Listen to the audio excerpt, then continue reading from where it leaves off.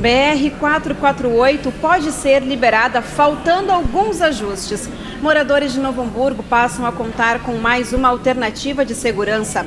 Suspeito de liderar extorsões por telefone é isolado no presídio. E tem ainda o tempo e o esporte. A partir de agora, você fica por dentro das principais notícias que são destaque na edição impressa e também no site do jornal NH, desta quarta-feira, 11 de dezembro. Está começando o NH ao vivo. Fique com a gente.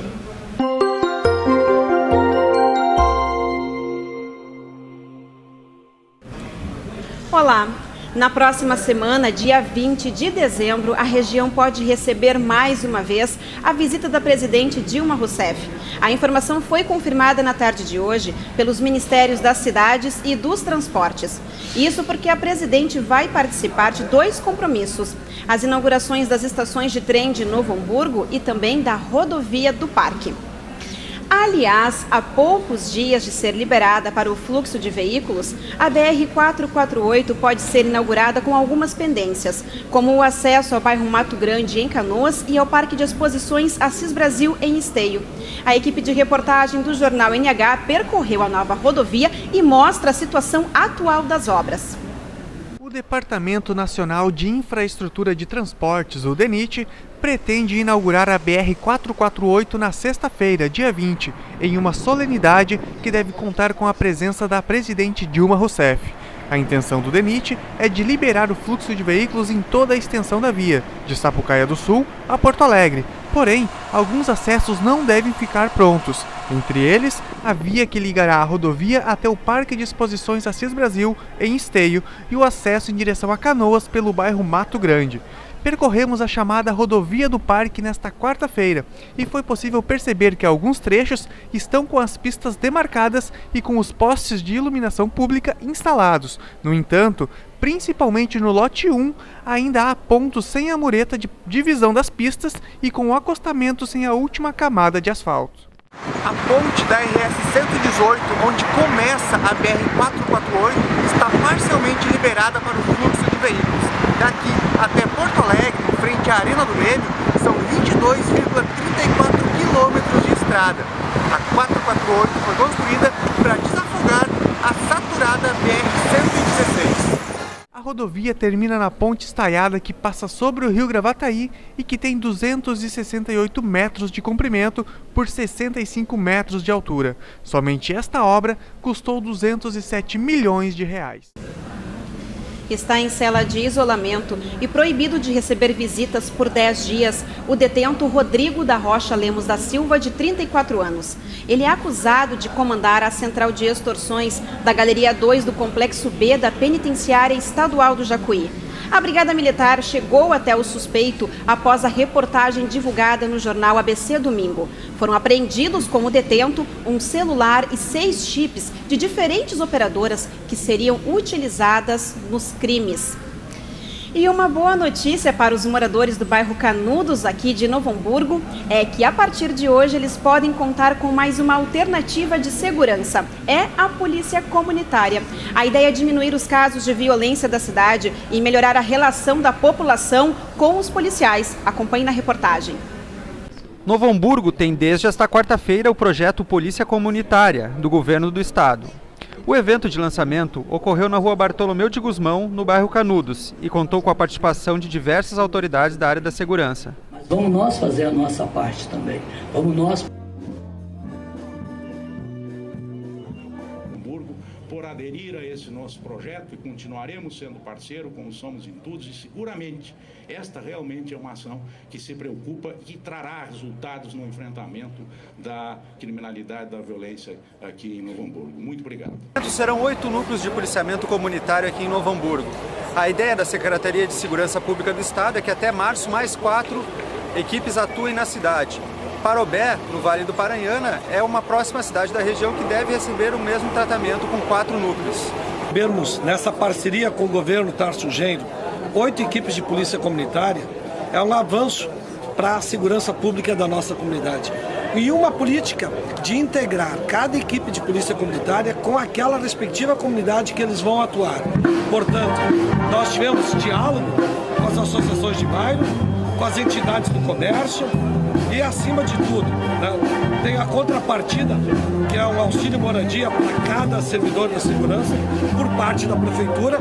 E assim, sem dúvida, nós também queremos colher resultados como outras cidades que já têm polícia comunitária, de diminuição de furtos, diminuição de arrombamentos, diminuição dos atos de violência. Inicialmente, serão 32 policiais militares deslocados para fazer o patrulhamento em áreas específicas, onde existe maior movimentação de público e índices altos de criminalidade. O diferencial desta ação é que os PMs também residirão nos bairros onde atuam, aumentando a intimidade com a comunidade e a sensação de segurança. Vamos saber como fica o tempo? Nesta quarta-feira, apesar do sol, o clima foi ameno. Na quinta-feira, o predomínio também pode ser de sol e calor. Veja os detalhes com Dariele Gomes.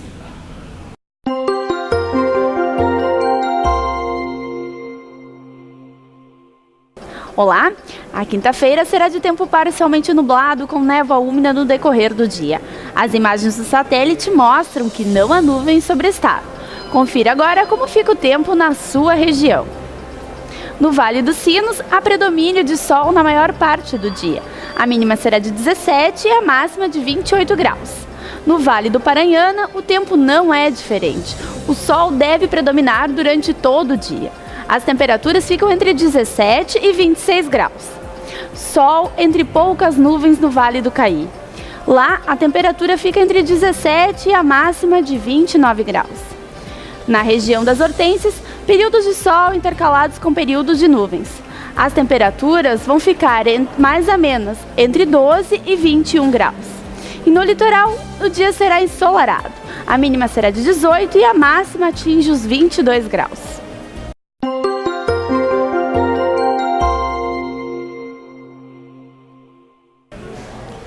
Hoje é uma data especial para os gremistas que comemoram os 30 anos de conquista do título de campeão mundial de clubes. Mas esta não é a única novidade de hoje no futebol.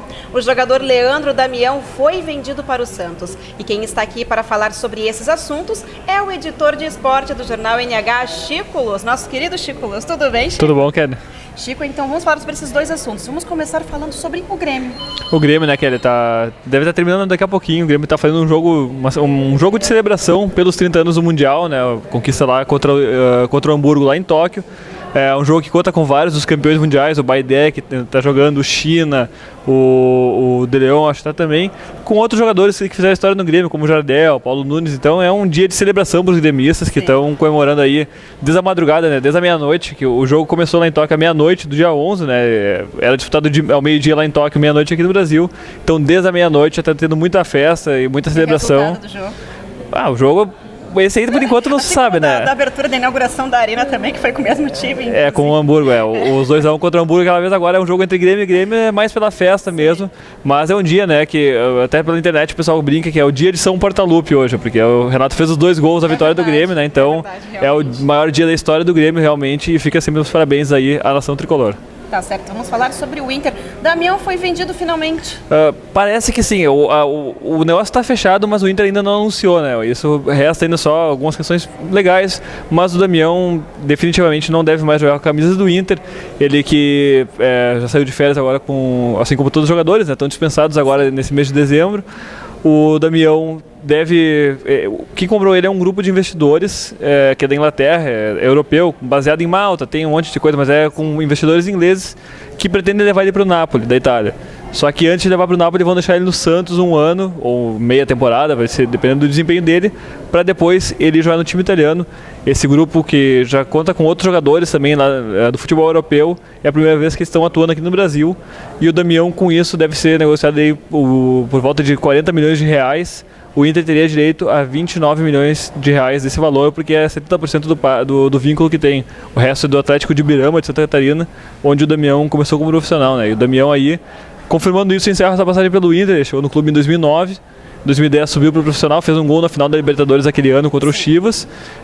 Disputou o Mundial de Clubes, foi o artilheiro do Brasil em 2011, o cara que mais fez gol no país, ganhou 3 gauchões, e agora, depois de uma temporada muito abaixo do esperado, parece estar dando adeus aí ao Colorado. Pois é, já teve uma outra oportunidade também, que surgiram especulações justamente da venda do jogador do Leandro Damião. Você acha que ele saiu num bom momento? Olha, Kelly, assim, o Damião é um caso difícil de se apostar quando é que seria o bom momento para vender ele. O Inter teve propostas maiores, mas no primeiro momento o Inter não quis vender.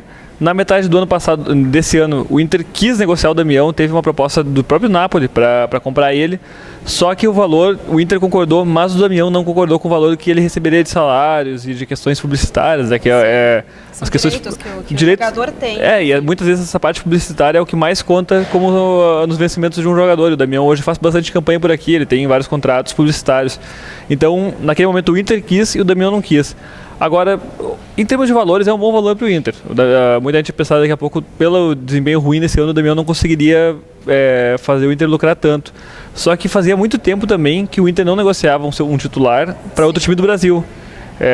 Nos últimos anos, sempre que o Inter vendeu jogadores foi para o exterior. O Inter não tem tido o costume de vender um jogador titular do seu time para outro clube brasileiro.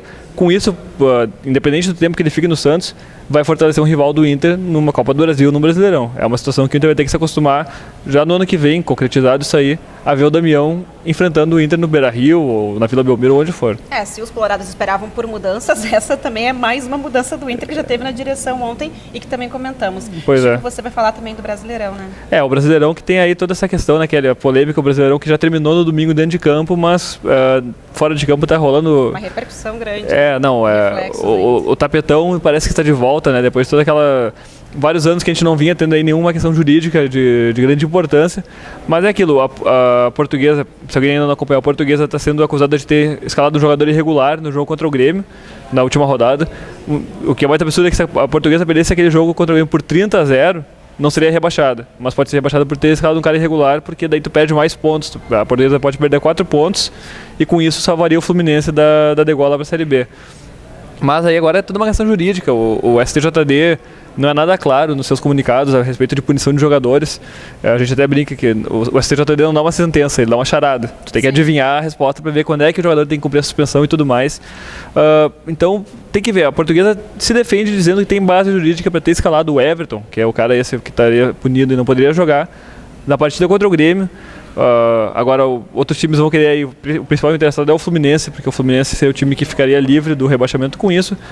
Não vai ser decidido agora. A CBF já informou que não quer se envolver com esse caso. Depende do STJD. Vamos ver o que o STJD vai fazer, né? O Superior Tribunal de Justiça Desportiva, qual vai ser a decisão do STJD a respeito desse caso. E ainda no Brasileirão tem a questão do Atlético Paranaense, do jogo que ocorreu no domingo contra o Vasco, a repercussão também sobre a questão da segurança, que pode anular também aquele jogo. O Vasco deve entrar ainda com pedido ainda hoje no STJD pedindo anulação daquele jogo, para que daí, o que acontece? Se acontecer isso, o Vasco seria declarado o vencedor da partida, mesmo tendo perdido por 5-1, porque não teria questões de segurança. Esse é um caso mais difícil, porque da Portuguesa existe uma base legal para a Portuguesa perder os seus pontos, que é a escalação do cara irregular. Daí depende da notificação, coisa mais jurídica. Agora, o Vasco reclama da partida, mas o Vasco voltou a campo. E não só isso, o Vasco chegou a empatar o jogo e comemorou o gol. Daqui a pouco fosse a decisão de não voltar para o segundo tempo e tal, teve intervalo. E o Vasco decidiu lá no momento continuar no jogo. Então acho muito difícil que o Vasco consiga reverter isso. É um caso que parece do Vasco já condenado. Mas é meio bizarro, a gente está em 2013 tendo que falar sobre um campeonato que já acabou por questões de extracampo. É uma coisa que fazia muito tempo, eu que acompanho futebol assim desde guri, via isso muito nos anos 90, agora fazia bastante tempo e é triste ter que falar disso de novo, sobre questão de tribunal e julgamento, quando a competição já foi encerrada. Com certeza. Chico, muito obrigado pela sua participação e pelas informações. Tá certo, cara. E um bom trabalho. Bem, a edição do NH ao vivo de hoje fica por aqui. Continue informado com as notícias da edição impressa e do site do Jornal NH e participe. Acesse o facebook.com/jornalnh e o Twitter no @jornalnh. Envie sugestões e comentários através das redes sociais. Até amanhã. Tchau!